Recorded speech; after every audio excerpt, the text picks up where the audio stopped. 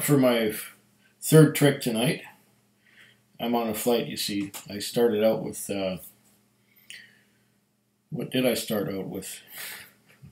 Oh, it was that Irish, the Quiet Man, 8-year-old single malt Irish whiskey. Next, I had a very interesting 150th anniversary, that is for Canada, Lowen and McKinnon Barley and Rye Blend, lightly peated. Very interesting whiskey. It's no more than 4 years old, but it's got a complexity, and the flavors change as it goes along. And I predict that the bottle is I just opened it, so it's going to get more interesting as it goes along. Now here I have a curiosity that I found on that same evening of the 26th of August last year in that glass case in that liquor store. This one had been there for a very long time. This here is a Provenance, and it says the McGibbons. Is it McGibbons? Yes, McGibbons Provenance Malt Scotch small batch selection. I don't know if you can read that. It says Laphroaig. As soon as I saw the Laphroaig on there and the 8 years old, there's a lot of writing on here that I'm going to have to go through. But first, before I do that, I'm going to pour a dram and then go through all the writing that's on this interesting hexagonal plan view box. And here is the bottle of Provenance.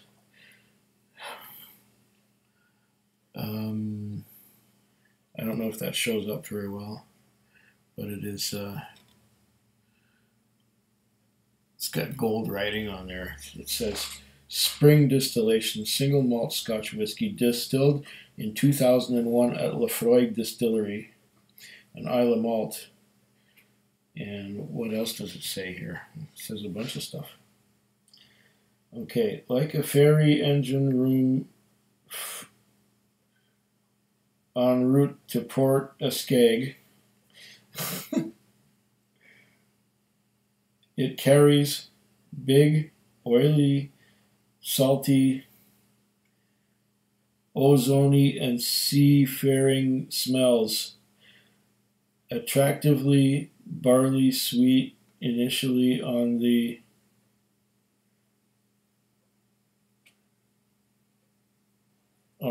palate. It runs more peaty, tarry, creosoted and ashy, with its finish replicating those big phenolic charms.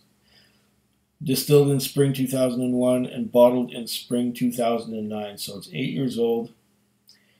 Unchill filtered, no coloring from our stock, a bottling from 2 refill hogsheads, DMG REF 5095 and 5096. It's 46% alcohol by volume. Wow. Okay, I'm going to pour a dram of this first, and then I'm going to read all the stuff it says on this box here, and there's a whole bunch of stuff there. So bear with me. This may take some time. So, you know, this here was 8 years old when it was bottled, and likely it was on the shelf for 8 years before I picked it up. Nice little pop. So this has been in the bottle for 9 years. Almost 9 years. Ooh. Oh, that's lovely already. I'm going to let that open up. This is going to be a treat and a half. Oh, baby. What did I pay for this? It was here. It says Douglas Lang Laphroaig. Okay. 700 mils, so it's a a British, intended for the British market, $116.99 plus, of course, the 15% in taxes. So what, $135 or so out the door. I think from the first nosing, it's going to be worth it. 2-barrel bottling. It says all the same stuff here. I think that it said on the other thing. What is all this writing up here? That's not writing. It's something else. Okay, here. It says, golden foliage turns amber to red as leaves begin to fall, dancing lightly against a tumultuous sky, as barley is carefully harvested and sent to the maltsters. Batch-to-batch distillation is now gathering momentum, and the stills are in constant action.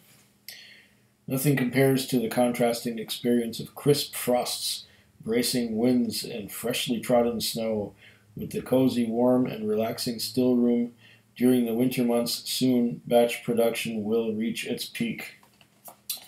Oh. And as nature begins its rejuvenation process and fresh shoots sprout from rich soils, barley crops are sown with meticulous care, and washbacks are warming contentedly for fermentation. Spring is once in the air. Once again in the air. Precious barley is nurtured in hazy, lazy fields by the sun's life-giving rays, and the cool Scottish breeze drifts through newly opened distillery windows and doors, maintaining the optimum temperature for our close season. Wow. Now, what's this on the back here? Provenance, Douglas McGibbon and Company, were formed in 1949, and they are still fiercely independent and family-owned. So this is not Douglas Lang. This is Douglas McGibbon. Interesting. Since that year, they have built an extensive stock holding of young and old single malt Scotch whiskies, normally reserved for their different premium blended Scotch whiskies, which are sold throughout the world under the McGibbon Special and Premium Reserve label, blended Scotches.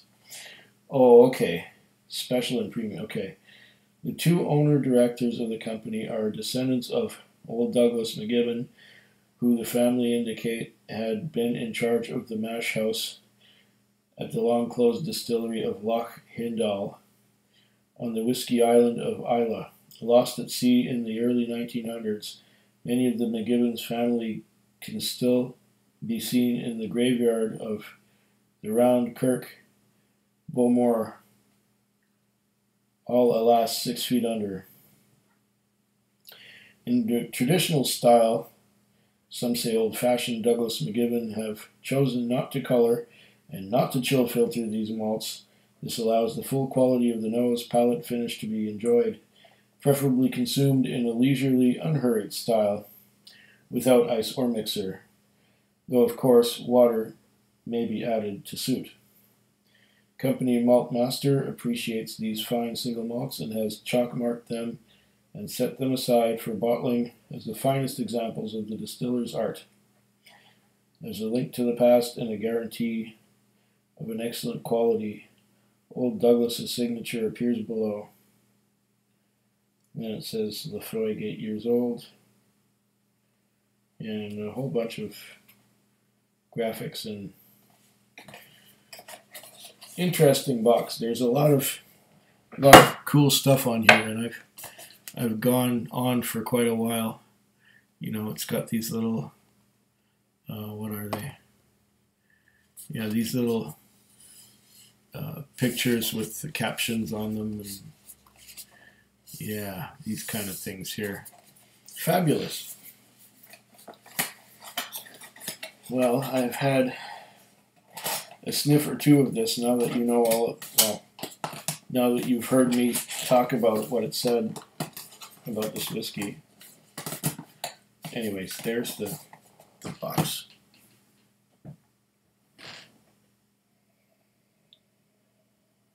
I get peat.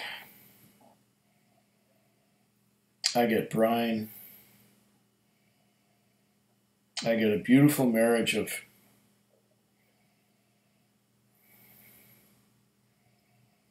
medicinal,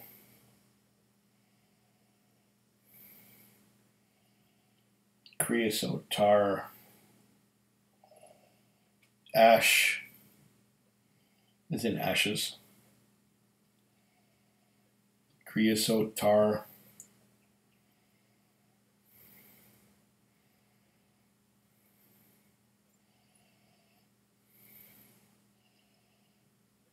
I'm getting something fruity too. Is it lime? This is bottled at 46%.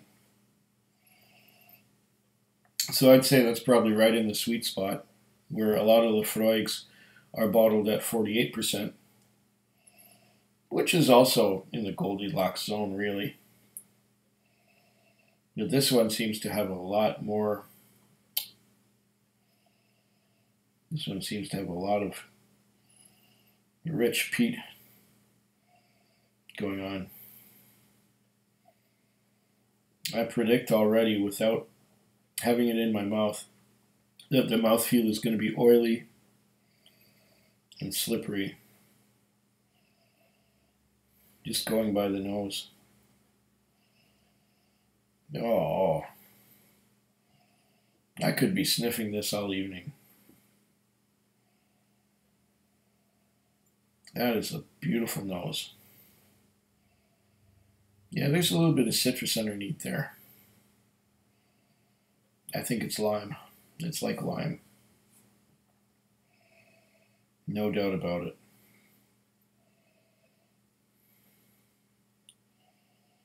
There's a bit of a nuttiness too.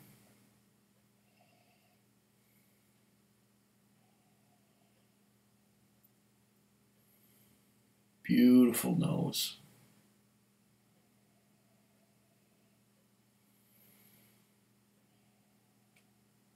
Phenolic.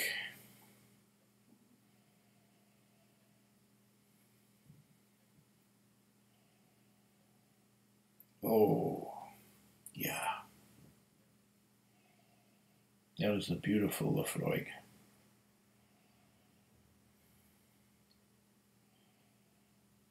I could go on for a while. I wonder how this will go with dark chocolate. With a salty dark chocolate like this one. Probably very well.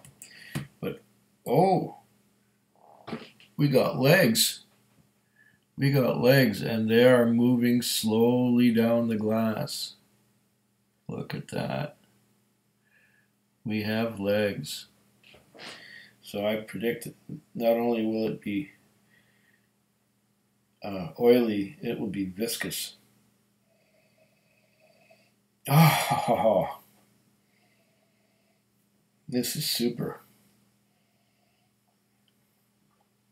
The intense peat is moving aside to give me more citrus. Lime.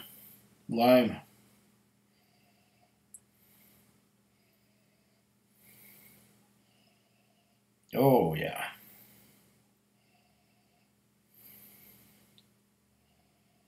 This is going to be a gem of a Laphroaig.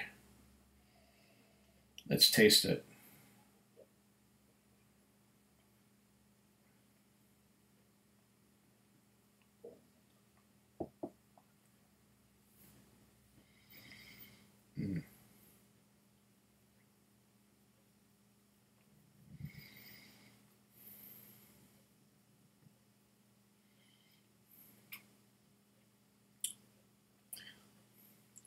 Oh, man.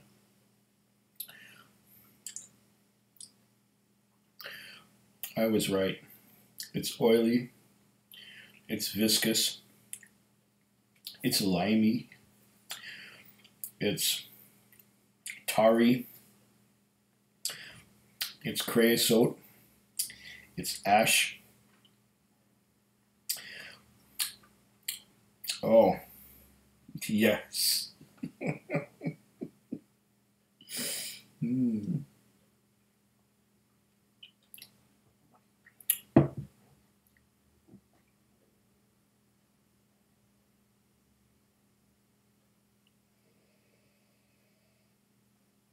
Ah, yes.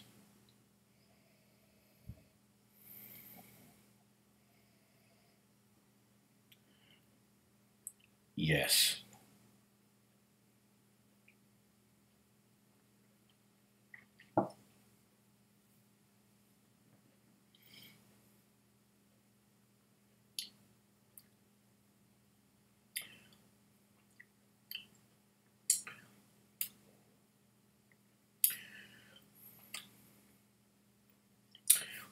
the lime note is quite intense. I'm not getting any other citrus besides lime, but it's intense. And the peat is strong. The peat is everything a peat should be. It is medicinal. It is briny. It is phenolic. It is creosote. It is road tar. It is delicious.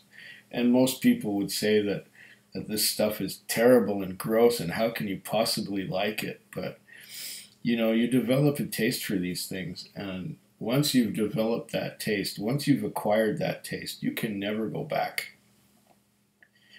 This is a gem. This is another true gem. I am glad I found it. And I don't believe there's any left. There were 2 bottles of this when I picked it up. The other one, the top of the package was kind of scrunched up. And that was the front one. And I said, well, I want one that isn't scrunched up. So the guy reached behind and there was one more, and that's this one. I looked again, maybe a month or so later, and the scrunched up one was still there. And maybe a month later, it was gone too. So someone else has had this experience. This is only from 2 casks as well. This is a small batch. It says small batch selection. So this is really something special. I'm going to look for others whiskeys with this provenance label because this is really a quality dram. Oh my goodness. Does that ever smell good?